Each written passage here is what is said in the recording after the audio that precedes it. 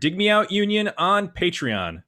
You can help us make the next episode happen by joining us at dmounion.com or digmeoutunion.com. And Jay, speaking of the union, we have a new union member joining us. Joel Taylor has come aboard. Welcome, Joel.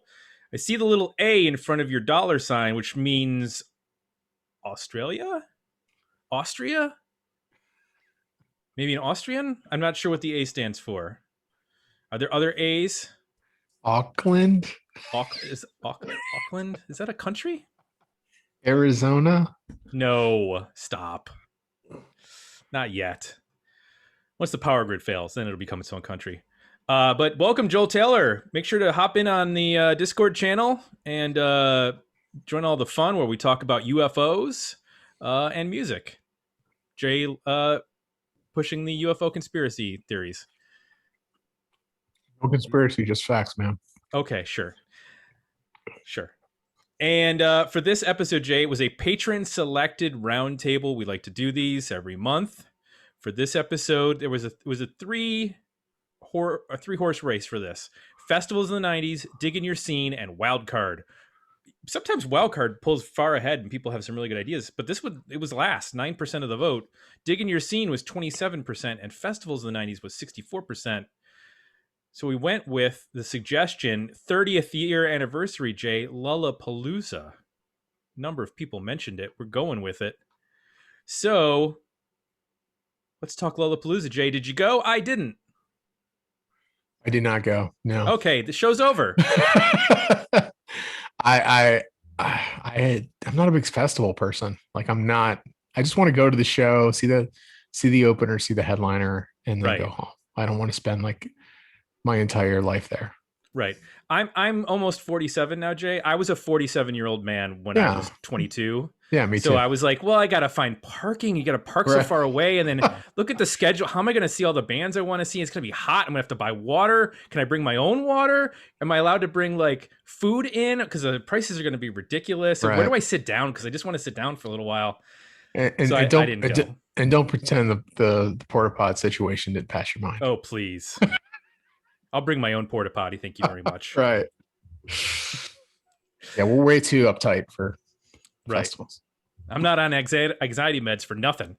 So, Jay, let's talk to some folks who did go and probably enjoyed themselves. Probably will put all of our fears to rest and tell us about the wonderful times that they had in multiple years that they went. All returning champions to the show. Let's welcome back in the top left corner of my screen, Chip Midnight. Welcome back, Chip. Glad to be back. What years did you go? Rattle them off. 91, 92, 93, and 94, and 2011. Nice. I think 2011. Okay. In the middle square, joining us from up north, Mr. Johnny Hooper. How are you? Oh, Canada. Great. Thank you. And yourself? Great. And what years did you go? Tell the audience. 92, 94, 95. Hello.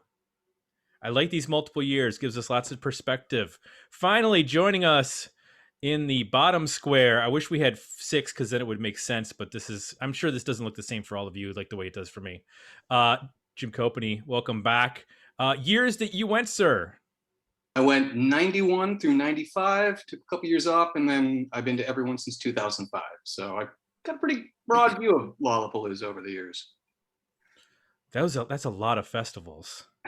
That's a lot of porta potty usage. How do you do it? Do you bring special wipes? What's the program for that? As the years have gone on and my access has grown, porta potties and wipes are a little less on the agenda, but it's given me a great insight into how it's developed since its early days, which is what we're here to talk about. Yeah, it's interesting. I've been looking at the festival lineups because when it started in 91, I was still in high school, and there was no way that I was going to it then. The most I had been to was a Billy Joel show with my dad, so I wasn't going to Lollapalooza with some people at high school. But I was looking back at the various lineups, and the first lineup was kind of small. I was thinking that it was like 40, 50 bands, but it was really just this sort of like extended concert with regards to the number of artists that were listed on it. So for you guys that went in 91, what was that like? Because I guess for the I guess would be Blossom for you, Chip. You mentioned. Yeah. Give us some insight. What were you going in? What were you expecting? What had you heard even going into it? Yep. So you got to think there weren't a ton of festivals. I think there was festivals in the 70s, the US Festival in the 80s, but like for our generation, I think this was the thing that really kicked it off. The only festival I'd been to before was the Monsters of Rock a couple years earlier. Mhm. At the Akron Rubber Bowl. So like I understood, hanging out in a stadium all day and watching a bunch of metal bands, which was awesome at the time.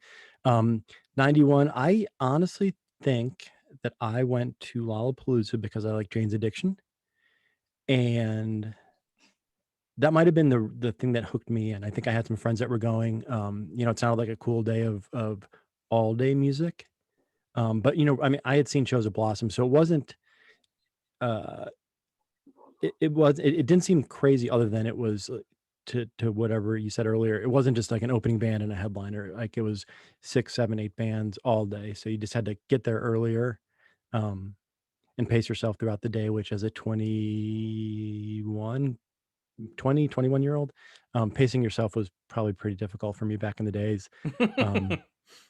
And yeah, that's my biggest memory of that show actually is completely chilling out on the lawn after a full day, watching Siouxsie and the Banshees and just laying on a blanket with some friends because I think we had done our fair share of partying all day. But it was, like I said, I love Jane's Addiction, but that was still in that weird spot right between the end of hair metal, the beginning of alternative music. So I wasn't that familiar with all the bands on the lineup. So it was a good chance to learn about some new bands. Yeah, to kind of build on Chip's point, we've gone through the 80s seeing stuff like Glastonbury and reading and been like, hey, so you can actually have a music festival that's got bands I want to see, as opposed to the short jaunts, something like Monsters of Rock that was so genre specific.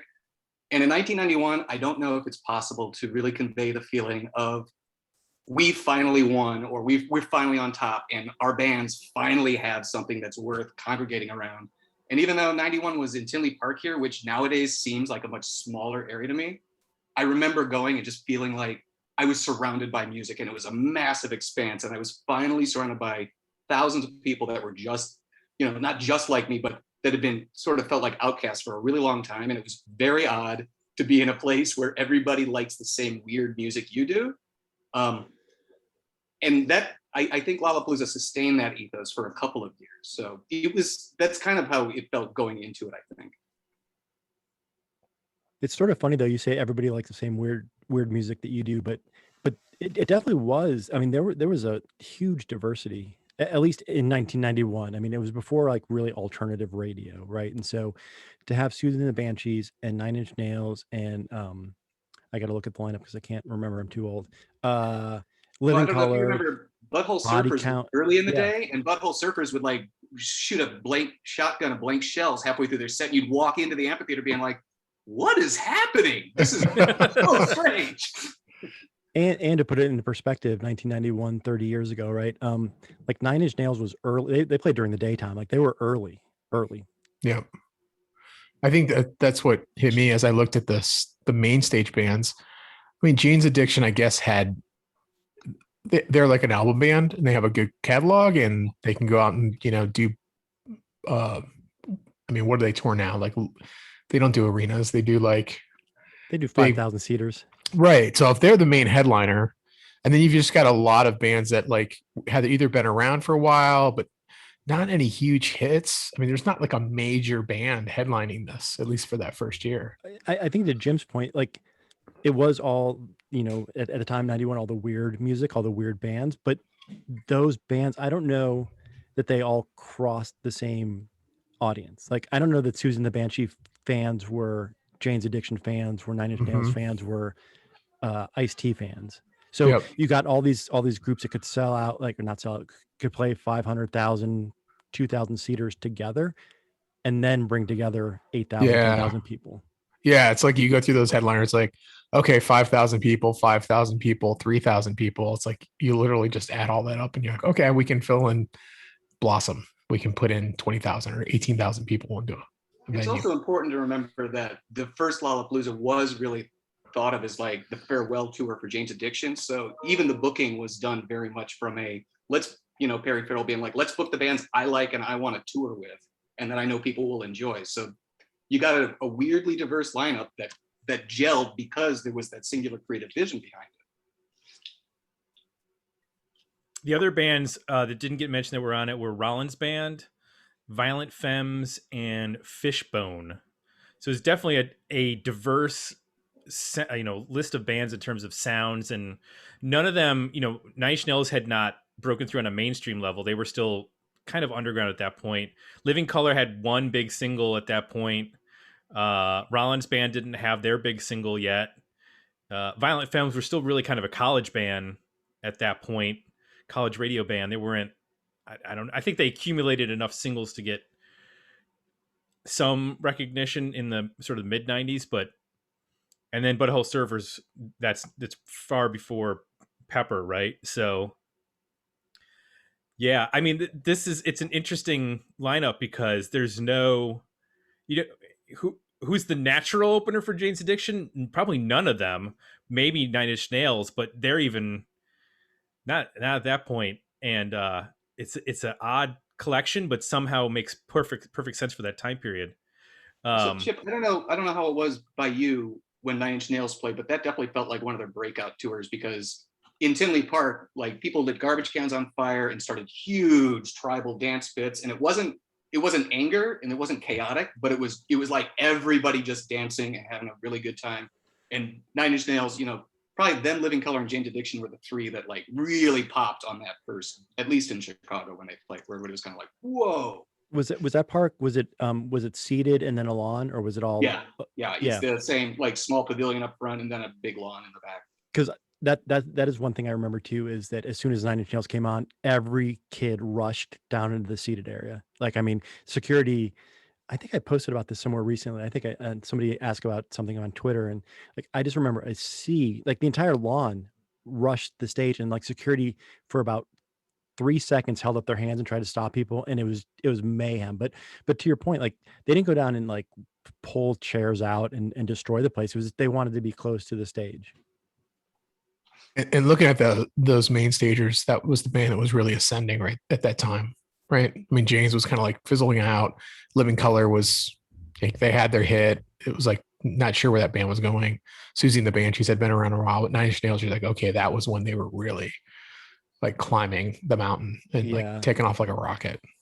And I'm sure we'll get to this. 92, there was a similar band. Right. What was the, one of the things that made Lollapalooza unique was sort of the midway. From what we heard, there was like interesting things happening. Maybe it was later when it got bigger, but what was the atmosphere and what was going on around the concerts in that first year? I don't remember there being much of midway, but again, that was like the first sort of festival, and I think I was getting my bearings straight. I came out of the hair metal stuff. Now that I'm thinking about it, I know who I went with. I went with like this group of people that were a couple years younger than me, that I had gone to high school with, and I had a huge crush on this one girl, and that's why I went. And she was a huge Siouxsie and the Banshees fan, and I knew nothing about them. So I think I definitely went to see Jane's Addiction, probably Living Colour, and I like Nine Inch Nails, but it was as much to go hang out with people. So I don't remember there being a midway. I think 92 is when I remember what we'll talk about, I'm sure. Yeah, in 91, it was a lot of body piercing jewelry, T-shirts, some socially active booths. They were very early into kind of trying to get that across. But yeah, it wasn't until 92 when the Jim Rose Side Circus joined the midway that I think that the area outside of the main stage and the side stage really blew up and became a place where people congregated. Gotcha. Do you remember what the tickets cost? Oh God, I don't. Probably something outrageously expensive, like $29 with $6 service fees or something, and we were like, weeks and weeks of expendable income. Jim, do you remember? Like, I I don't know at the Blossom show if there was a second stage. Like, I don't remember there being a second stage at Blossom. There could have been, but I don't know that. Oh, you know what? There might not have been a side stage. It might have just all been, it was 30 years ago. I think it was just all kind of like, you know, the social activist booths and the, like I said, the piercing and body jewelry and t-shirt booths. So maybe they didn't even start the side stage until the next year.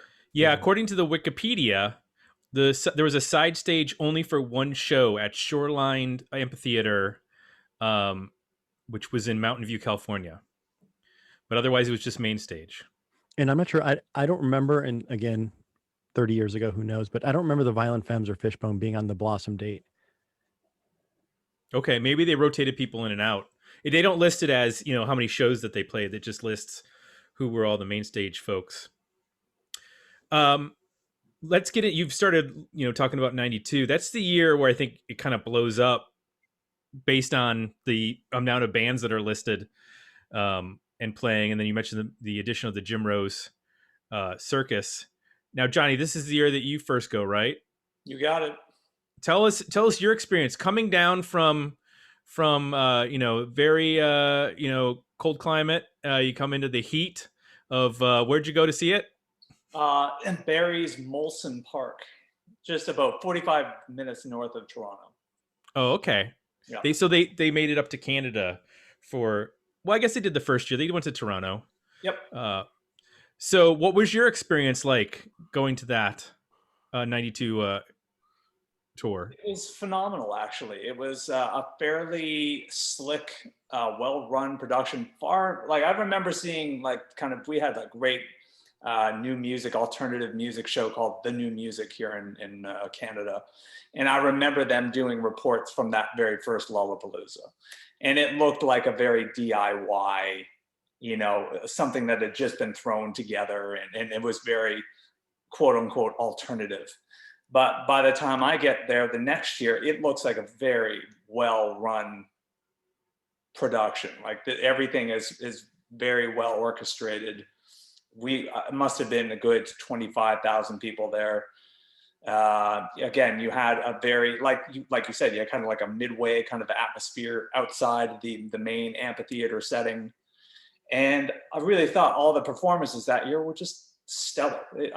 My memories of it are really quite vivid and happy of that whole experience. Did you get any merch? I got some merch. I got Jesus and Mary Chain t-shirt, Soundgarden t-shirt. It's all about t-shirts, God damn it. What was were there any bands that maybe you hadn't heard of before that impressed you? No, I mean, I knew everybody, but what blew me away was seeing them. Lush, I was not prepared for Lush to be that great live. Ministry was a real mind blow. I'm not sure anybody was quite ready for Ministry that year.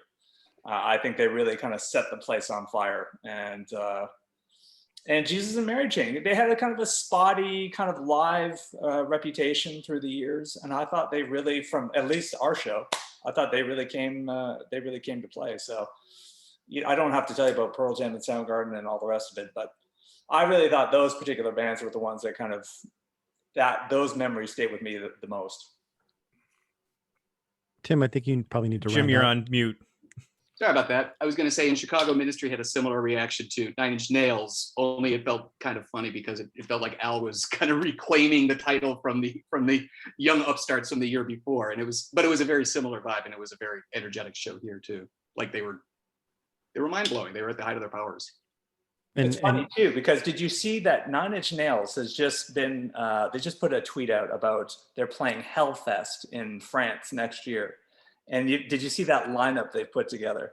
Skinny Puppy, Ministry, it's just like this industrial who's who. And I just thought it was so funny. Like you talk about full circle, you know? And Tim, I don't know if you were going to run through the lineup. I think the band that none of us have talked about is the Chili Peppers headlined. Right. And this is when Blood Sugar Sex Magic drops, right?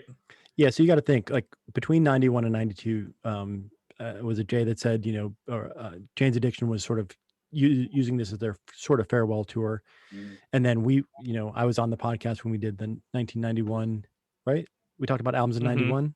And So, Lollapalooza happens summer of 91, fall of 91, all these big albums come out. So by 92, it became like this alternative music festival, like capital letters alternative music festival, right? Where it went from being, like Johnny was saying, sort of the DIY kind of Jane's Addiction's Last Stand to now like the festival with all the bands that were blowing up. I mean, if Nine Inch Nails was a band that kind of broke the first year, Pearl Jam, same thing. Pearl Jam played early. They played before Soundgarden and Chili Peppers and a couple other bands, I think. And same thing. The whole lawn rushed down to get up front for Pearl Jam. And they asked to play early. They wanted to play early and watch everybody else the rest of the day. Yeah, because that was just following the big tour with Pearl Jam, Red Hot Chili Peppers, and Smashing Pumpkins. So they had already started to completely blow up, and Eddie Vedder was already starting to. And I'm sure we'll get to the whole Jim Rose sideshow of it all. Yeah. Like this was very much the Eddie Vedder becoming the man of the people and the voice of the disaffected. Like this was the year. Mm-hmm. So it, we talked about this in the 91 episode, but if I can kind of, I pulled out a student paper that I wrote for, and I wrote, a review of that show. But as I was flipping through the paper, just to kind of put where my head was at, the back page of the paper is talking about going to see Ronnie James Dio, and I interviewed Lynch Mob. So like I was still in that. So to what Johnny said, I'm reading through my review and I'm like, oh, I didn't get there in time to see Lush. Oh, too bad. I'm so sad about that one. And then same thing with Jesus and Mary Chain. Like I went searching for beer during Jesus and Mary Chain because I didn't know who they were. And like I apparently had no interest in seeing them at the time. So sarcastically like, oh, too bad the beer line was an hour long. And so I had to miss all that set. I didn't know who Jesus and Mary Chain were in 1992. I was not hip to what was going on in the UK. I do want to run through this lineup because this is a pretty amazing lineup for 92. These dates are mid-July to mid-September in 92. So on the main stage, you got Red Hot Chili Peppers, Ministry, Ice Cube, Soundgarden, the Jesus and Mary Chain, Pearl Jam, and Lush. The side stage is pretty incredible. Rage Against the Machine, Tool, Stone Temple Pilots, Cypress Hill, House of Pain, the Jim Rose Circus sideshow, Porno for Pyros. It's interesting. This is Perry Farrell's tour, and he put himself on the side stage. Seaweed, Seam, Luscious Jackson, Cafe Tacuba, Temple of the Dog. I'm guessing because Soundgarden and Pearl Jam were on this tour that they just decided to do Temple of the Dog shows on the side stage for fun. And then you have Booyah Tribe, Sweaty Nipples. I'm not familiar with Sweaty Nipples. Anybody know Sweaty Nipples? I have them. Oh, okay. Basshead, The Vulgar Boatmen, Screw Tribe, The Authority, Samba Hell, Groovement, Gary Heffron and Even Krull, Treponomum, whatever. Shrunken Head. Sometimes there's some names on here that didn't last. I'm not going to go through them all. The Bottle Rockets played. Interesting. They were on it, but a lot of more bands. I think maybe some of them switched on and off at different points. Yeah, I don't remember a side stage on the second year for me either, but it could have been the venue, or it could have been that I didn't know that there was a second stage to go check things out at. But I don't remember. I don't remember there being a second stage at Blossom. Okay, it was there, but you almost kind of ran into it by accident. It wasn't publicized or what have you. I mean, 92. Did Rage Against the Machine have an album out yet when this toured? Yeah, but they would have only. I'm pretty sure most of those sideshows acts were playing just a couple select dates here and there because that's the one thing about Lollapalooza sideshows of the early years, and I don't know how Johnny and Chip feel about this, but it all kind of turns into a slurry because so many of the bands on the side stages were such unknowns at the time that on the rare time you went over there to see somebody who was kind of up and coming, it was just a very odd area. So it's kind of hard to remember who you did see. Like you do remember seeing Eddie Vedder drink bile at the Jim Rose sideshow, but I might not remember whether, Troponum Pie played my date. Can you go into a little bit more of the bile drinking by Eddie Vedder? Because I'm not quite sure what you're talking about. I could tell the story, or Chip. Did either Johnny or Chip witness that at Yeah. beer stops? I've seen it on TV. I have not witnessed it in person. So one of the bits of the shtick that the Jim Rhodes sideshow did is they had one guy that could, they'd pour beer and whatever into his stomach, and then they'd pump it all back out. And somebody from the audience would volunteer to drink it, and oh, great! But it got to the point where Eddie Vedder, and I can't remember who he was up against. Was it Trent Al Reznor? Jorgensen. Oh, it was Al Jorgensen. Yeah. So they had a bet where they just started to like always jump up on stage and drink it, and they tried to see who could drink the most and the grossest. And in Chicago, I remember him like almost climbing over a wall to get to the stage, and we're all like, it was one of those things where you kind of expected it was going to happen, but it was always hilarious when it did. And kind of gross. The thing Yeah. I remember seeing that and at the Blossom show. Just for those listeners, Blossom is about an hour outside of Cleveland, so it's probably considered a Cleveland show, but it was not. It was 45 minutes hour away from Cleveland, so it was in the far suburbs. But the one thing I wrote about was Lifto, and Lifto had nipple piercings and would go like just, he'd start off like maybe lifting something small, like, he'd clamp himself up and then like kind of be crouching and then kind of stand up. And it got to the point, I think I wrote his talents included the ability to lift concrete blocks that were attached by a thick chain with his nipple rings. Lifto makes Dolly Parton look flat, Jim Rose squealed to the audience. I think it's important at this point to mention it was Mr. Lifto. Mr. Yeah, you're right. Well, Chip, come on. Thank you to my fact checking cuz. That just knocked off my goatee. It's gone. I was so blown away by that. You just blew the fake hair right off his face. Okay. How did that work? It was with did they have a set set? How did the sideshow thing work with the rest of the band's plan? Yeah, where I saw them, they were in the midway area, so they weren't near the stage. Okay, that's right. Yes, so while you're getting your hot dog, you can watch a guy lift stuff with his nipples. It was the early days of scheduling two stages at the same time. Yeah. And they also had, do you guys remember this? They had this large, I don't know what you want to call it, like an apparatus.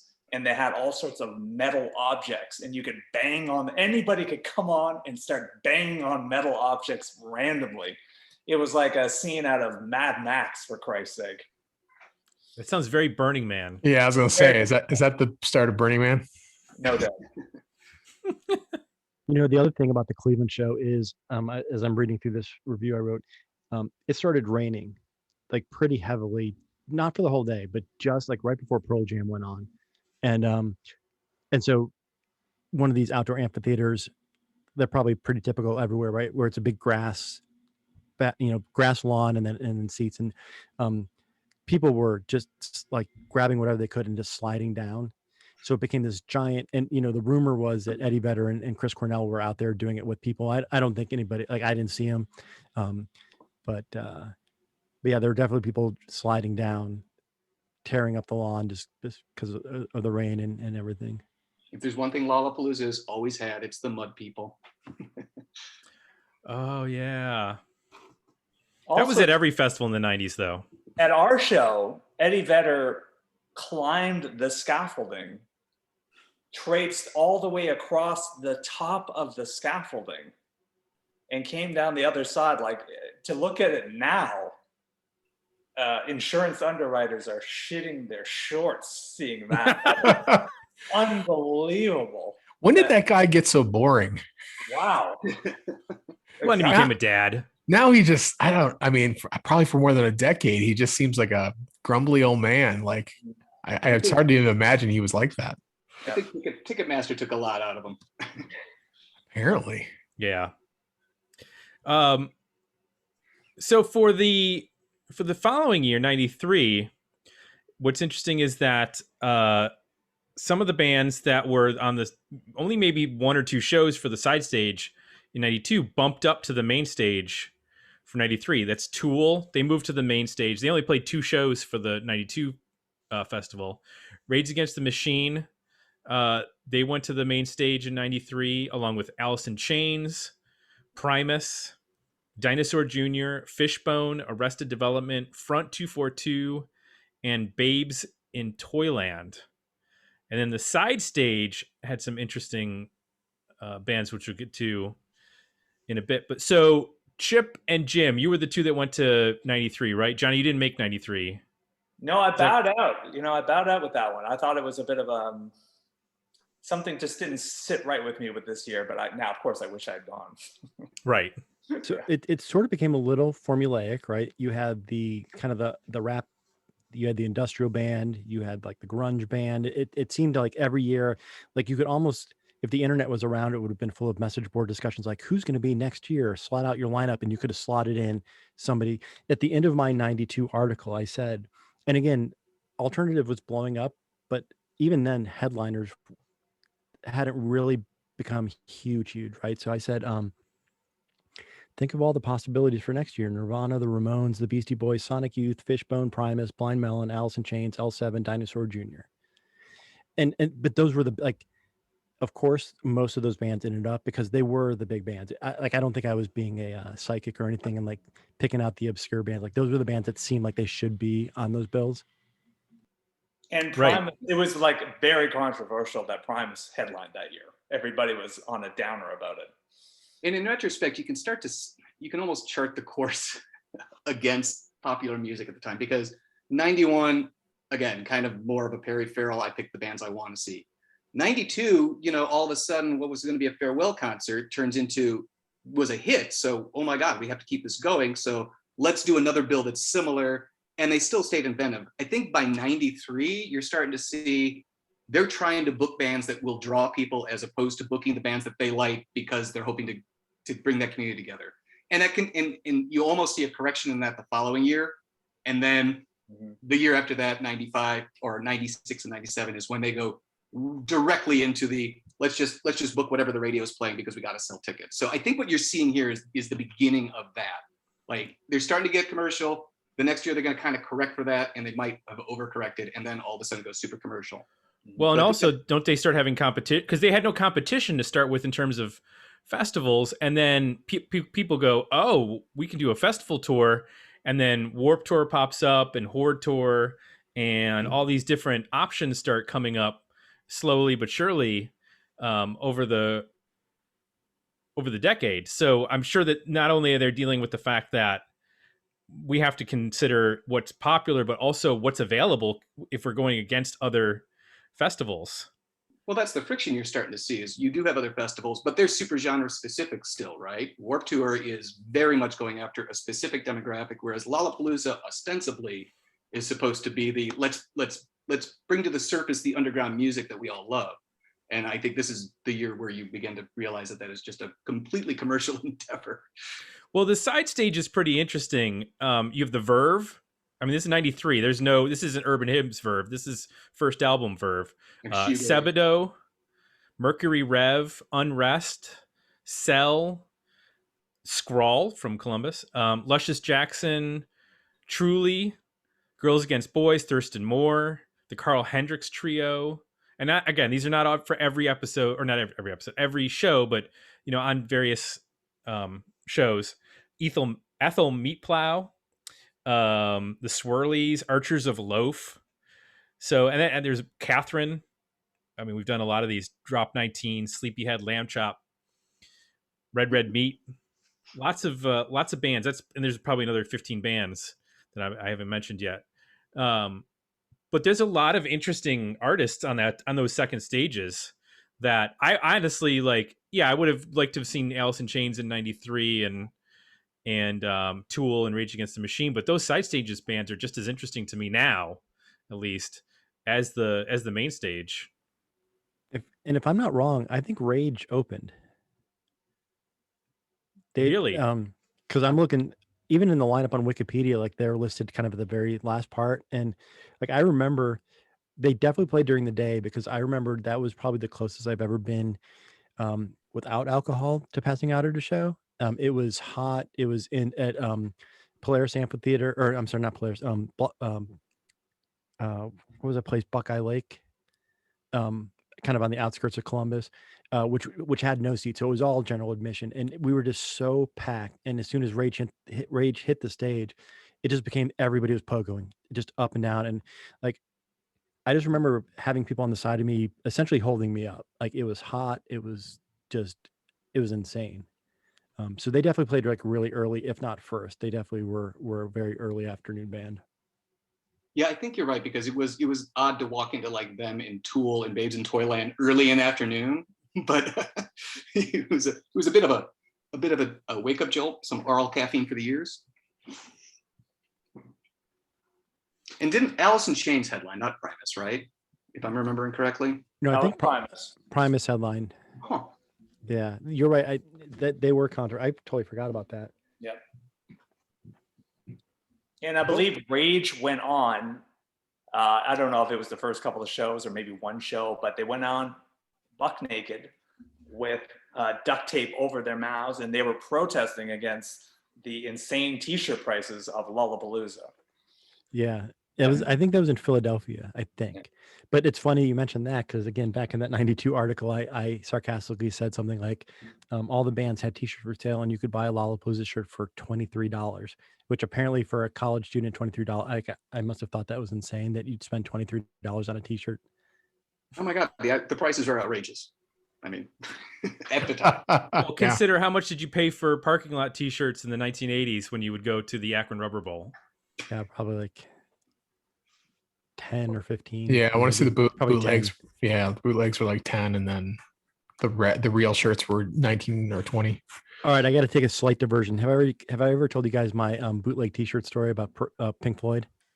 No, tell So us. I saw them at Cleveland Stadium in 1987. I was 16 years old, and I bought a bootleg shirt on the corner as I was walking out. Hand the guy cash. 2 blocks later, somebody walks up, whips out a wallet, and says, "Basically, I'm a cop. You just bought a bootleg shirt. You have to confiscate it, or we'll arrest you." And so I handed it back to him and left. I'm pretty sure it was a scam. Like now that I'm an adult, I think they were doing that to anybody along the way. So they were taking your money for the shirt and then getting it back and taking it back to the guy selling them and just doing this loop thing. But I didn't think about that. It took me, like I said, about 20 years to figure out that it was probably a scam. Like, why would they be busting me instead of busting the guy selling the shirt? Right. There you go, kids. Was that Don't the buy momentary bootleg lapse shirts. of reason tour, Chip? Yes. I had a momentary lapse of reason when turning over my T-shirt to a fake cop. Next time That's a fake awesome. cop tries to take your bootleg T-shirt, just fly him the bird and run. Be much wiser next time. Let's talk about 1994, because this is, I think you said, Jim, that this is when itself, or they course correct a little bit. And looking at this lineup, I would have been in love with this lineup. It was a fucking amazing lineup. I mean, Well, before you get to the lineup, this is the year Nirvana is supposed to headline, correct? Yes. Or is it the following year? yeah. Okay. No, this is the year. So is this lineup you're about to go through? Did they have to? I don't remember if they had a scramble to find somebody to replace them. Like, what was the timing on that? Because he dies in what, April? Yeah. No, it was already set, and then Pumpkins just moved up. That was it. So they didn't fill Nirvana with No. anybody? Okay. No, and there's video. I've stumbled across video of Kurt talking backstage during the European leg of In Utero, and some guys from the Buzzcocks are in the room, and you can hear him very faintly. The audio's not great, but you can hear him discussing, yeah, we're gonna play Lollapalooza this summer with the Smashing Pumpkins and the Beastie Boys and the Breeders. So that's really interesting, just to kind of witness that happening. Yeah. Yeah. When was that? That would have been probably February, late January, early February of '94. Wow. And this is also the year of Woodstock 94, the 25th anniversary of Woodstock. And it makes me wonder, I wonder if they pull that off in the same way if this is not happening, if Lollapalooza is not happening. Like, I wonder if Woodstock 94 looks completely different from a band perspective. If they actually get all these alternative bands to play Woodstock, or if they went with like old bands instead, if there wasn't this alternative touring festival to go around. I think by 1994, alternative, which is honestly a genre name I hate. It's just as descriptive as post-punk is trying to talk about whatever it is that you're talking about. But 94 is when everything was exploding. All the radio stations were becoming alternative radio stations. Like this was the language of the land. I mean, MTV was all alternative. If you want like the peak moment of the 90s when it comes to alternative rock and all that sort of thing, it's probably 94. That's right when you're about to head into new metal and butt rock shortly afterwards. I mean, Woodstock had, because I went to that too. Green Day, Nine Inch Nails, Blind Melon, Cypress Hill, bands that either had been or could have been or should have been part of Lollapalooza. Well, Green Day and Cypress Hill skipped Lollapalooza dates. They were on Lollapalooza in order to play Woodstock. Oh, okay. And for this, you mentioned some of the artists. So the main stage was Smashing Pumpkins, Beastie Boys, George Clinton and the P-Funk All-Stars, The Breeders, A Tribe Called Quest, Nick Cave and the Bad Seeds, L7, and then for the first half of the tour, it was the Boredoms, and the second half, it was Green Day. I mean, that right there, that's a pretty amazing collection of bands. On the side stage, you have The Return of the Verve, The Flaming Lips, The Boo Radleys, Guided by Voices, Girls Against Boys, Stereolab, Fu-Schnickens, The Far Side, Shudder to Think, Luscious Jackson, Shonen Knife, The Frogs for a couple dates, and then some bands, Roller Skate Skinny, Palace Songs, King Kong, Charlie Hunter Trio. There was also is that the poetry stage year? Yeah, there was a poetry stage. Because I seem to remember Maggie a Step was playing, maybe? Yes. And Dr. Mad Vibe, Angelo Moore from Fishbone performed poetry on the side stage, or on the poetry stage. And there was also, it was called the Revival Tent. And I guess the Flaming Lips played in there instead of actually on the side stage. I don't think they play in the Revival Tent everywhere, because I know they play in the side stage in Chicago because they were well into their that bubble, was in just in Denver phase. So I remember bubbles all over the concrete parking lot that we were standing in watching them. Gotcha. So what are your all three of you went this year? I know, Chip, you said your memories are not good of this year, but Johnny and Jim, what are your memories of 94 with, as you say, the return to form for the festival? Go ahead, Jim. I think you can see from the expansion of the side stage and everything there, this was the year that it really was all about trying to like unearth newer bands. The Pumpkins, I do remember one hilarious moment though, and it kind of did give you an idea of the different crowds of people that were coming together, watching George Clinton and the P-Funk All-Stars, and some kids behind me going, "Oh my God, I can't believe he's ripping off Snoop Dogg." And I'm like, I don't think you understand where Snoop Dogg got the song from. And so there was still that kind of thing. But I definitely remember, the other funny thing is on the way to seeing the Flaming Lips, I had been telling a friend of mine who was volunteering to work a Greenpeace booth or something. He was a big fan of the Smashing Pumpkins. And since they're from Chicago, I was like, oh yeah, Billy's a nice guy. You know, I've run into a bunch. He's super chill, you know, go up and talk to him. Well, apparently this is the year that Billy Corgan stopped talking to fans. So my friend unfortunately walked up to him and was like, "Hey, yeah, how are you doing?" And Billy Corgan's just like, "Go away, I don't talk, I don't do autographs, leave me alone." I'm like, "I'm so sorry." So maybe 94 is also the year that I can't get out of my head, but it does feel like a turning point year, like for Lollapalooza in general, and just kind of the whole music scene and everything that we liked at the time. Sorry, that's a bummer. I had a really good time at the show. It's just in retrospect, you start to see the narrative over time, and you can see where the festival is trying to regain and starting to lose its way. Gotcha. I feel like the reason that I don't remember much of it is by 93 alternative. I mean, I'm sorry, by 94 alternative was I think Jim you said 94, that was like the big year, right? In that I had probably seen the Pumpkins already. I'd probably seen the Breeders, or like the first couple of years, there were some bands that like I had never seen before. And by 94, like it was like for the Columbus folks, it was like seeing like 4 bands that I'd already seen at the Newport that year, then playing outdoors. and they were playing. I don't know. It probably had to do with the venue too. Polaris Amphitheater in Columbus was kind of just on the edge of the suburbs. It didn't feel like Lollapalooza. It felt like it felt like a corporate radio gig. Now, granted, George Clinton wouldn't be on a corporate radio gig, and the Boredoms wouldn't be on a corporate radio gig. But for the most part, to me, it just sort of felt not alternative. It felt normal, if that makes sense. Like, so it wasn't as memorable to me because like nothing there really blew my mind that I can remember. But a lot of Rolling Rocks may have also been the other reason I can't remember a lot of that. And John, I don't know how it was in your market, but in Chicago, it was probably the first year where it felt like there was one band that dominated the bill because everybody wanted to see the Beastie Boys. That was like the draw.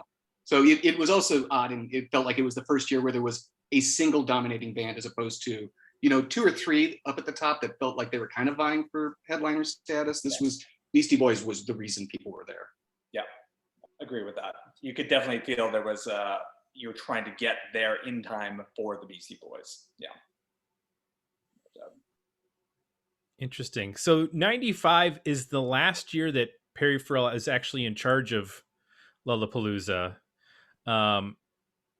It's an interesting lineup. I don't think it gels very well when looking back at it. It's the main stage is Sonic Youth, Hole, Cypress Hill, Pavement, Sinead O'Connor for a couple shows, and then she got pregnant and left.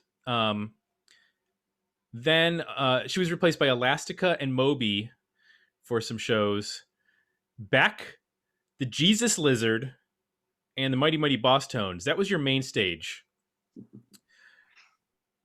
And then on the side stage, you have Coolio, Possum Dixon, Poster Children, Yola Tango, Brainiac, Geraldine Fibbers, Dam Builders, The Far Side, Tuscadero, Built to Spill, Helium, Redman, St. Johnny, Dirty Three, Mike Watt, Versus, Hum, Blonde Redhead, The Roots, The Zeros, Thomas Jefferson Slave Apartments, Columbus, Ohio, Patti Smith, Moby, Beck playing acoustic, Superchunk, Spring Heel Jack, USA, and the Incredibly Strange Wrestling.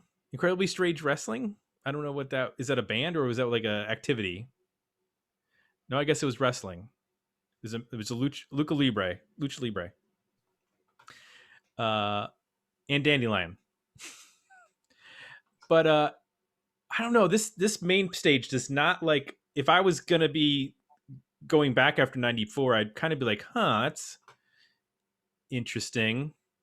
The strategy though looks closer to the first one, right? It looks like theater bands put together to create, a bunch of 5,000 draw bands put together to try to, get 20,000 people in a venue, right? Yeah, I mean, you're anchoring a lineup with basically Pavement, Hole, and Sonic Youth on the like guitar side, and yeah, I mean, again, Cypress Hill was a big draw, but they were definitely kind of odd people out as far as the lineup was concerned, because it did feel very very Spin Magazine for 95. Right? That's kind of like anybody that this was Pavement, just at their ascension, so there's all that sort of like that indie underground energy, and Elastica brought some of that, and Hole was at that time still a dangerous and kind of exciting band, and hadn't completely imploded yet. So there was a lot of interesting stuff going on, but I think you're right when you kind of surmise that it seems like a bit of a fractured build, one that doesn't really gel. Yeah, Johnny, did you go to this one? Yeah, I'm here at this one. What were your impressions of this lineup? For me, it was a great afternoon. I'm still devastated that I'm hearing the Jesus Lizard as I'm still stuck in a lineup trying to get inside the venue. That's a painful memory for me. But I was just very impressed with Beck and Pavement. Hole really brought a lot of intensity that night.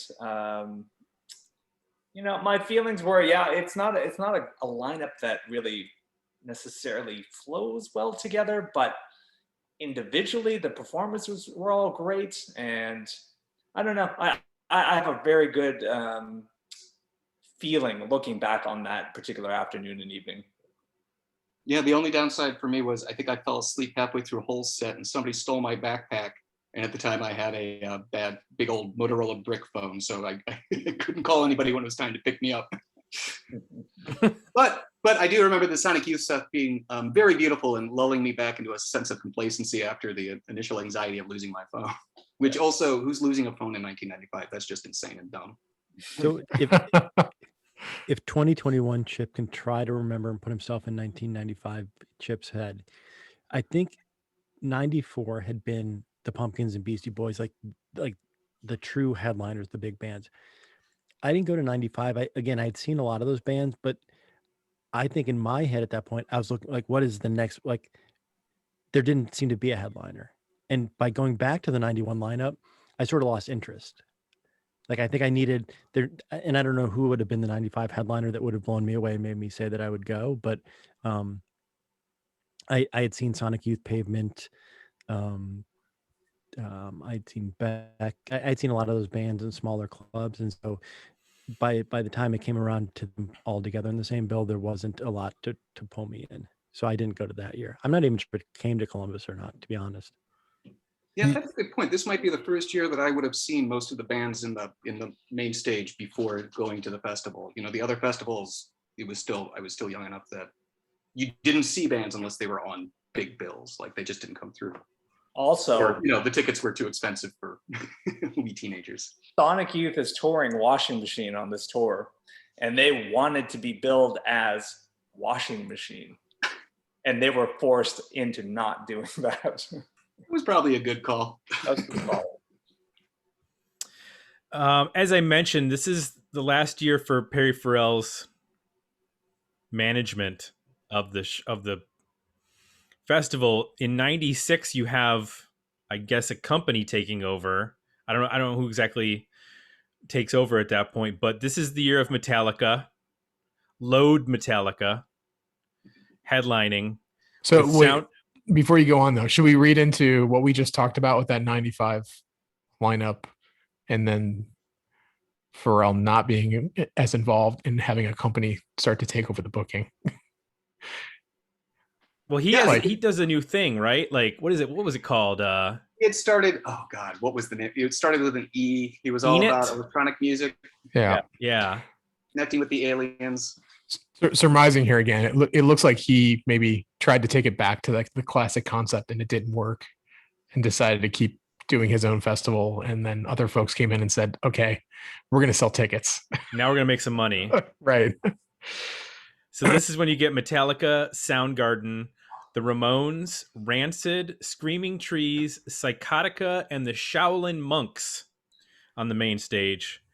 The main stage on selected dates had Rage Against the Machine, Cocteau Twins, Waylon Jennings, surprise guest act Cheap Trick, Violent Femmes, The Tea Party, Wu-Tang Clan, Steve Earle, Devo, and 311. What? Those were just on selected dates. There are some oddballs in there, aren't there? See, I kind of want to go to that now. The side stage was the Beth Hart Band, Girls Against Boys, Ben Folds 5, Ruby, Corner Shop, UMI, Soul Coughing, Sponge, Melvins, Satchel, Johnny Polanski, and Fireside. And then on the indie stage was the Cows, Capsize 7, who we have covered on this podcast, Moonshake, 30-06, Varnaline, Crumb, and some other ones. That side stage really good, honestly. We've done episodes on almost every one of those bands. Like, there's some bands on the main stage that I'm scratching my head at too, like Psychotica. What is that a band that I should know? It's no, it was yeah. Time. I mean, was that a big deal? Is that the guy Pat Briggs was a singer? Yeah. And Pat Briggs had been in an 80s hair metal band and then kind of became like this alien kind of guy, right? Like he took on a persona and but a cellist, right? Okay. I think I remember now. You're like an industrial cellist band. When your Wikipedia entry says that your most notable accomplishment is being on the 1996 Lollapalooza bill, that's a pretty good sign that you don't have any notable accomplishments. You just go through that line, Metallica, okay, wow, Soundgarden, wow, the Ramones, wow, Rancid are huge at that time. Screaming Trees, okay, and then Psychotica. Well, that's also probably where you get to the point where, you know, they had something on the talent buyer and they just had to include them in the bill. There you go. Right, there you go. Yeah. And to Jim's point about hating the term alternative, I mean, in 1995, Ben Folds 5 was considered an alternative band. Can you imagine Ben Folds 5 in the 1991 lineup? Like that No. would have been stupid, right? Yep. And by 95, it was that's what alternative, quote unquote, alternative music had become. Like Ben Folds 5 fit on a Lollapalooza lineup, which seems really weird to me. Well, that's also that's kind of a good point, Chip, because I'm thinking about it, and early Ben Folds 5, like that first album, was very much viewed as an indie rock band because the whole idea of a guy playing piano as a lead instrument like a guitar was unusual at the time, and it was still, you know, had a lot of energy. And, you know, as time goes on and his songwriting becomes more refined, he becomes, you know, rough edges get taken away, and he becomes super safe for the people and appropriate for the Lollapalooza audience. He becomes Randy Newman. Did you go to this one, Johnny, 96? I absolutely stayed far away from this. Yeah, I can understand that. Yeah. And then 97, this one goes wild. This is definitely like, what is the new thing? It's electronica. Oh boy. That's the new thing. So let's book Orbital. Let's book the Orb, Orbital and the Orb. Get real confusing. Let's get Tricky. These are the main stage artists. Let's get the Prodigy. I mean, this is but electronic. don't forget to bring in Devo for the old school electronic beats. Right, along with Snoop Dogg, Tool, and then Julian and Damian Marley, Korn, who dropped out Here part of the way through. They dropped out in Columbus. Well, so I have a funny story. My wife's cousin's wife, who just left our house 2 hours ago when I told her I was doing this episode. I had to recall her memory, but she's an emergency room doctor at Ohio State Hospitals, and Monkey from Korn was not able to play that show because he ended up having I think meningitis, she said. So he got to the venue and was sick, and they rushed him off to the hospital. And I remember like the next day she was like, there was some guy in a band. I don't know what his name, like his name's Monkey or something like that. And I'm like, oh, that's why he wasn't on stage with Korn. So I think, I don't know if they ended the tour here, but he was in the hospital in Columbus, Ohio. That's where they ended the tour, and that's where Failure took over. They were on the side stage. They were bumped up to the main stage to cover for Korn. So I actually I totally forgot. I did go to this year, but by that point, you know, Polaris Amphitheater was not right up the street, but, you know, a 10 to 15 minute drive from my house. I had a free ticket, and like I went literally to see Jeremy Toback play on the second stage. Jeremy Toback, name may ring a bell. He was in Brad, Satchel. But, you know, like musically, he, like, I hate to say it, but he sort of he was sort of Dave Matthews without the jam band sound, if that makes sense. He just was again, Jeremy Toback on a Lollapalooza stage just doesn't make any sense to me. But I had a free ticket, and I went to go see him. I don't think I stuck around to see. I don't remember any of those other bands. I just had to Google when Jeremy Toback was on, and that's how I realized that I went to that year. But that's the only memory I have of that year.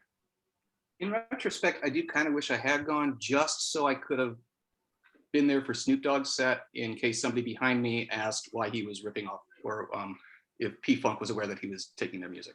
It would have been a nice circular. I mentioned Failure was on the side stage for part of it. In addition to the side stage, again, these are some interesting bands. Beck was on the side stage. Eels, Summer Camp. You mentioned Jeremy Toback. Dr. Afghan was on, but then dropped out. Artificial Joy Club, Radish, Old 97s, Inch, Porno for Pyros. Welcome back, Perry Farrell. Demolition Doll Rods, Molly Maguire, Orbit, Skeleton Key, Lost Boys with a Z, The Pugs, and Agnes Gooch. Is the Pug spelled with a Z too? Pugs. No. No, it's not. So Beck goes from main stage to side stage the year later. That seems more like that's got to be more of like a pop in places sort of situation. Yeah, I think maybe it was he was in between like the party Beck album and the serious Beck album at the time, and he was playing serious Beck music. But I have a hard time thinking he played the side stage on a regular basis on that tour, unless he was doing something really out of the ordinary and workshopping stuff. So Liam Howlett of The Prodigy was not happy with this tour. He said the worst thing was the venues. They were all seated. Obviously, people don't sit to watch The Prodigy, but the security people were making them sit down. You had all expensive seats in front and the mosh pit at the back. It was all wrong. So they're still doing those sheds that you guys are talking about, where there's seats up front and then there's grass behind that.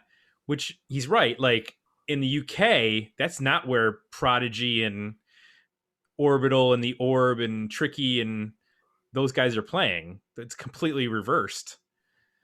If there's any seats at all. So interesting choice. This went on for a while too. This was went from June 25th to August 16th. It's a lot of shows in comparison to some of the previous years. But they got to get that money's worth. Got to get as many shows booked. And then of course this was the end of Lollapalooza. There was no 98 through 2002 shows. Next one would be in 2003, which my wife went to.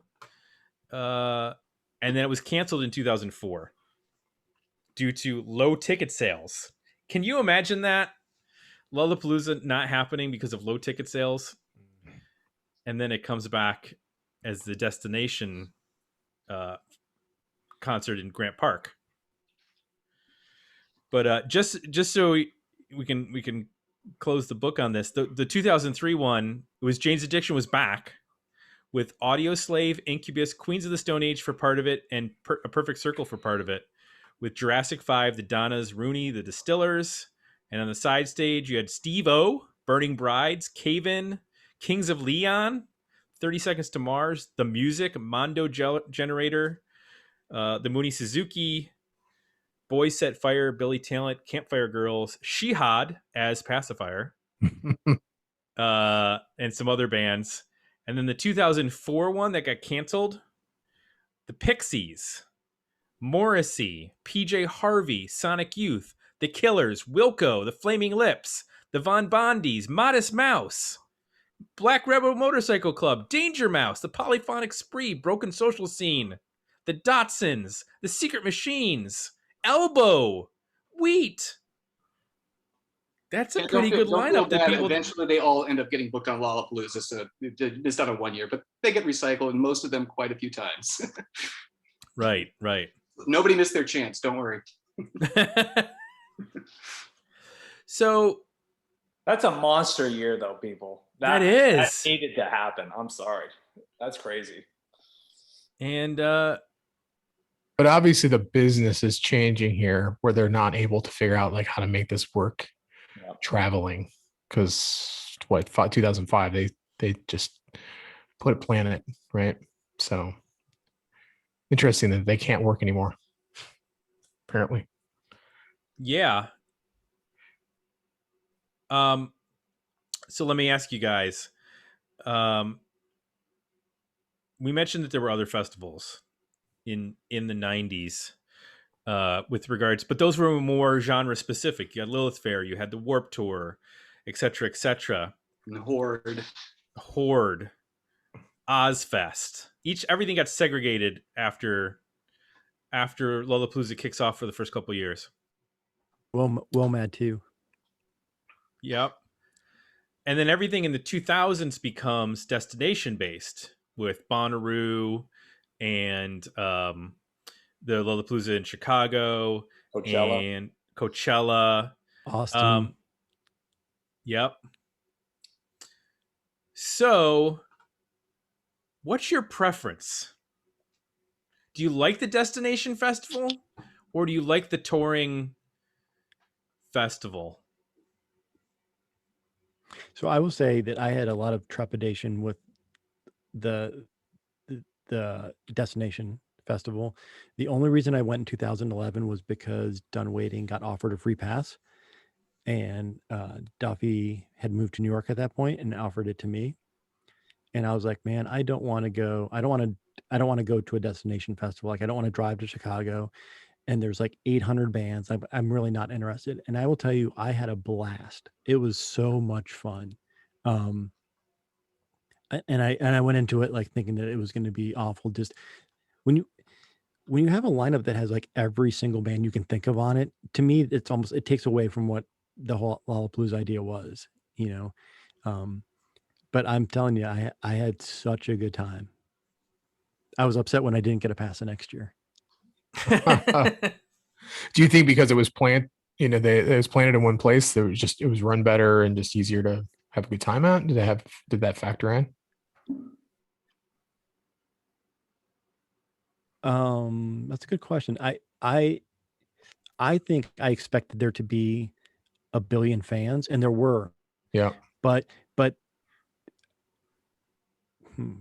the bands I wanted to see didn't always have the biggest crowds, you know, so I could work my way around. There's always multiple things happening sort of at the same time. So if one show had too many people, I felt like it was too big and I would just go to the next stage.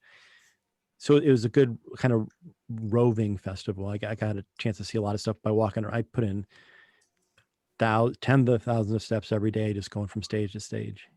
Yeah, I think I don't know if you can really compare the traveling fest to the destination fest, because once you land in Chicago, you all of a sudden get like a solid infrastructure that you can build up over 2 weeks, so that you end up having a really solid mini city within the city that everybody can traverse.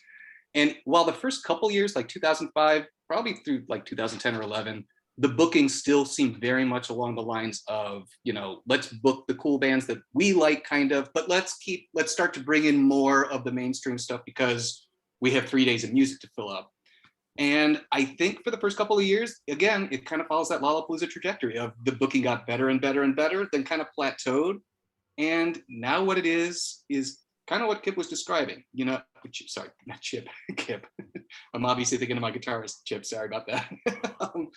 But you go to the festival and it is now not a music festival. It is an experiential festival. You go there to spend your day with friends, drinking wine in the like shaded groves, or camping out at one end of Grant Park or the other, or just wandering around and catching like parts of certain bands, which I think is totally fine and a lovely thing. It's gotten to the point now though, where I'm starting to feel like this year's bill, for instance, is stretched to 4 days. There's no reason to have 4 days for Lollapalooza. And even less reason when that bill, literally, you could fit all the really good bands into a single afternoon in half the park. And there's so much filler that I'm not even sure that, you know, wandering the park and I don't know how much new music there is to discover on that bill, because I don't know how much new music is really good on that bill and it's just there to kind of fill as placeholders.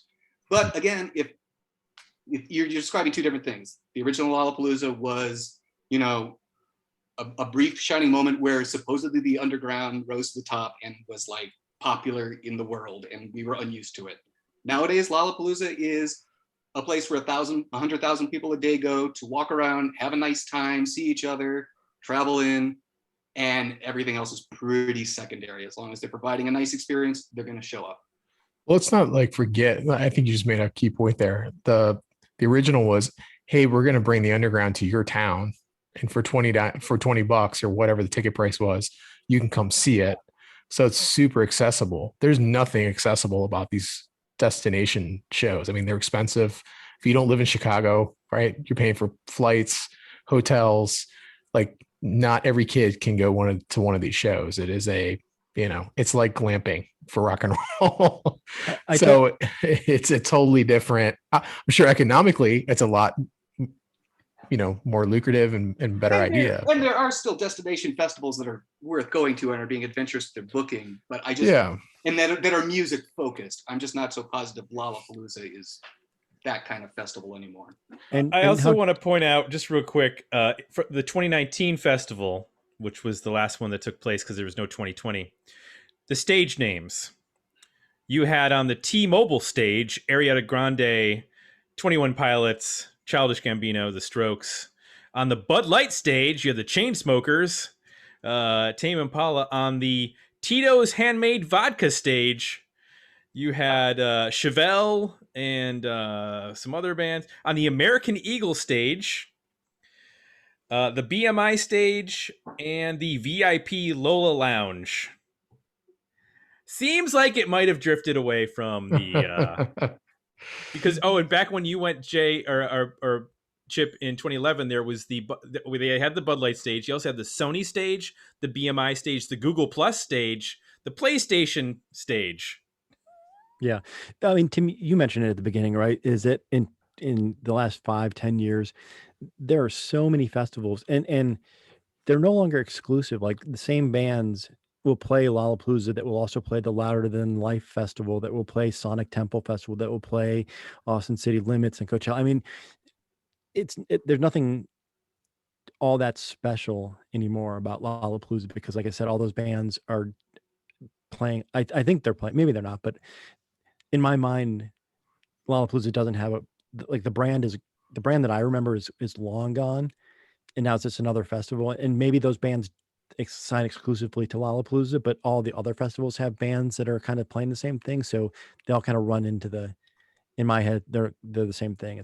There's nothing unique about Lollapalooza anymore. There is something we have tracked in Chicago since it started here. We call it the Perry meter. And it's how many times you see Perry Farrell at Lollapalooza each year. And in 2005 up through, just a couple years ago, you literally could not turn around without running into Perry Farrell or talking to Perry Farrell, or, whether you're backstage or out in the crowd, he seemed to be everywhere all the time. And then maybe 5 or 6 years ago, you started to notice he was around less and less. And I think a couple years ago, he actually basically said he was no longer interested in Lollapalooza because it wasn't playing music he liked, which is why I find it interesting that he's suddenly back and promoting it again. So maybe somewhere down the line, he hopes to get more involved, but it has been a good way to kind of gauge his involvement. When you don't see him on the grounds at all, you know that he is disconnected, and it comes through in the ethos. I feel like you feel the vibe.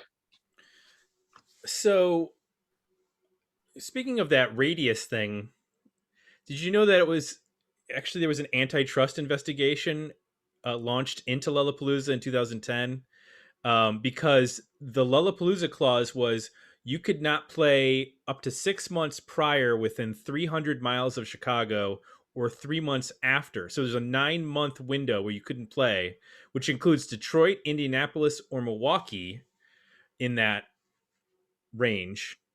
Basically, you have to avoid the Midwest. Wow. If you want to play. That, I think that's pretty standard though, right? Because Rock on the Range did the same thing. I think it was the problem with Lollapalooza was that because Chicago is such a huge market, the venues in town were getting completely slammed and locked out. It's not even that you couldn't see them within, a 100-mile radius of Chicago. You couldn't see bands in Chicago if you didn't see them at Lollapalooza, which, for the Metro and the Empty Bottle and Lincoln Hall, that's not cool. I do think that they have 100% backed off on the radius clause. I have not heard any acts ever complain about it. And in Chicago, they clearly made nice with the venues because they all get the after shows. So they all get the super premium bands during that week. And you do see other bands coming in, within 3 months before or after. So I definitely don't think the clause is in effect. But when it was one of those things that was a huge topic of conversation in Chicago for certain, because nobody liked it and everybody thought it was completely unfair. And literally there was probably like 100, 200, 300 bands. So that took away 300 bands from playing in Chicago that summer. And literally it covered like the area where they would be coming through on their way down to South by Southwest through October, which is the other like huge touring. Like they literally were swallowing up the biggest touring times of the year for any independent shows. So, yep. So yeah, it sucked at the time, but I think it has gone by the wayside. Gotcha. I noticed that there's a Perry's stage. Is that the stage that Perry gets to pick the bands? So originally it started off as a like small covered enclosure off to the side in a grassy area where the DJs would play. And I think the idea was that because Perry was into electronic music at the time, he was kind of picking the DJs. He would always show up and do a set at some point. And then Perry's stage got bigger and bigger, and as EDM got more and more popular, it now is something that is the size of an open airplane hangar that takes up a huge quadrant of the park. And it's literally, you know, anytime you just want to go and see a bunch of goofiness, you could just walk over there and see clouds of dust as thousands of kids dance around and just are acting like complete fools. But I mean, isn't that what you're supposed to do when you're like 18 years old and listen to EDM? So it has been funny to see Perry's go from like a teeny tiny little tent to just one of the biggest things in the park, and one of the few stages that actually does have sound bleed issues. So Jim, I've never been to Riot Fest, but to me, Riot Fest seems like it's trying to carry on the earlier Lollapalooza traditions. I mean, maybe the bands are a little bit more similar, like there's not as much diversity, but I don't know. Those lineups always impress me way more than a Lollapalooza lineup does. Because Riot Fest is 100% driven by what the folks who run Riot Fest are fans of. So that comes through in the booking. And I think that's why yes, they seem to go towards a certain genre, you know, of kind of whatever you want to call it, like the sentimental, or, you know, bringing up some of the bands from that we grew up on or that other people hadn't seen. But they also bring in a ton of newer bands. So yeah. Of all the festivals, Riot Fest is the closest one to what the original Lollapalooza was trying to be, as far as building a community and creating a bill that the promoters enjoy, and because they enjoy it, it comes through to the fans. And the early Lollapaloozas did that, and you could feel it. Yeah, I can tell because I'm looking at the Riot Fest lineup for this year, and it's Nine Inch Nails, the Smashing Pumpkins, Living Colour. I mean, they just went back to the lineups and they said, "Who can we grab?" They've got the Pixies and L7. I don't know if L7 actually played any of there, but Taking Back Sunday, Faith No More, Coheed and Cambria, Faith No More, and Mr. Bungle, which I really was hoping they were going to book him at the same time as a joke, just to see if people were going to freak out.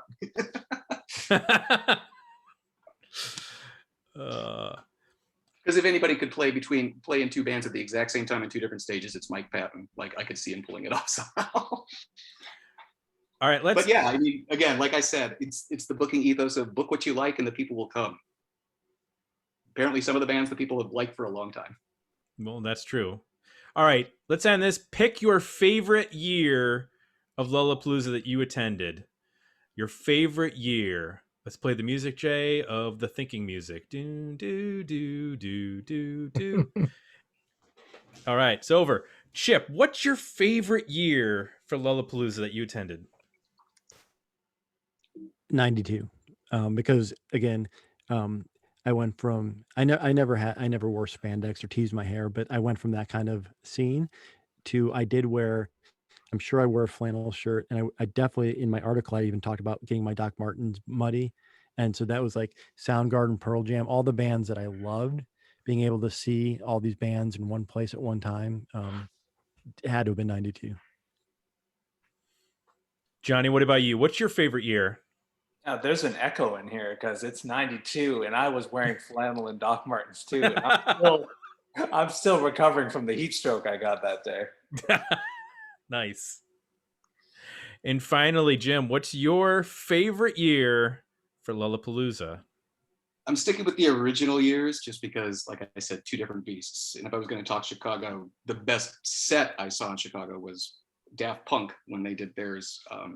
But favorite year, the original one would probably, I don't know, I might stick with 1991. 92 had better bands, but something about being there in 1991, and being with all my college friends, and again, that feeling of we finally got there. Like, our music is finally being heard by people, and other people are enjoying. There was just something so invigorating about that time that it's got to be the first one for me.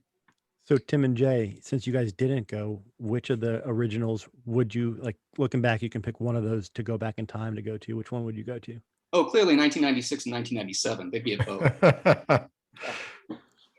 You know, it's tough. I think 94 I would be really interested in going back to. I like so much of that music. I would never have left the main stage, to be quite honest. Like, every band on the main stage is somebody that I would want to see. Although 92 has a really great main stage as well. I'm not a huge Ministry fan, and I don't really like Red Hot Chili Peppers, so it's not as big a draw for me. And just the side stage as well for 94 is just really good as well. So yeah, I might go with 94. What about you, Jay? Well, I was trying to go through some of the side stages to see if there was maybe a year that had a bunch of bands. Like I'm seeing Hum played side stage in 95. Shudder to Think would have been awesome to see. But I mean, based on the main stage, probably 92 or 3. I think 3, I would have loved to see Dinosaur Jr. and Tool and Alice in Chains. And the side stage is pretty interesting too. But it seems like 92 is maybe the sweet spot where you're like early enough in it. Those bands that are on the main stage are all breaking at that moment. And I'm sure that would have been a lot of fun. Yeah. And you know what? To put a bow on it, Lollapalooza was birthed the moment that Perry Farrell witnessed, I believe it was a Glastonbury audience singing along to Pixies' Debaser in 1990.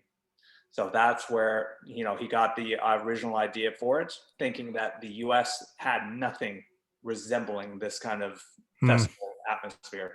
So it's just nice to think about where it all came from in the beginning. Yeah. The Pixies can be blamed for Lollapalooza and Nirvana. Okay, cool. Nice. 2 birds with 1 stone. We shouldn't say blamed. Clearly, I love both. Right.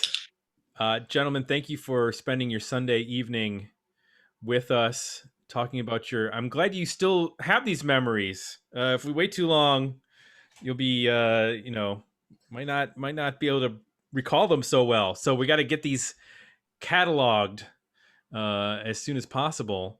And we'll be hitting you up for your Horde Tour experiences next. Look forward to that.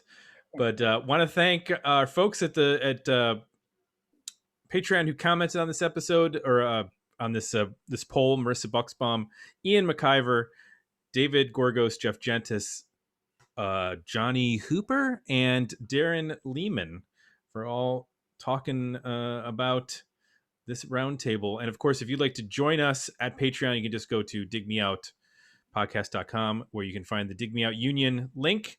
You can also sign up for our box newsletter at digmeoutpodcast.com where you get it delivered every month or every week to your email inbox, reviews of new music and our release calendar for music, books, and movies. And you can leave some positive feedback over at Apple Podcasts.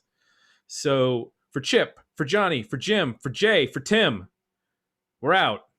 And Jay and I will be back next week with another episode of Dig Me Out.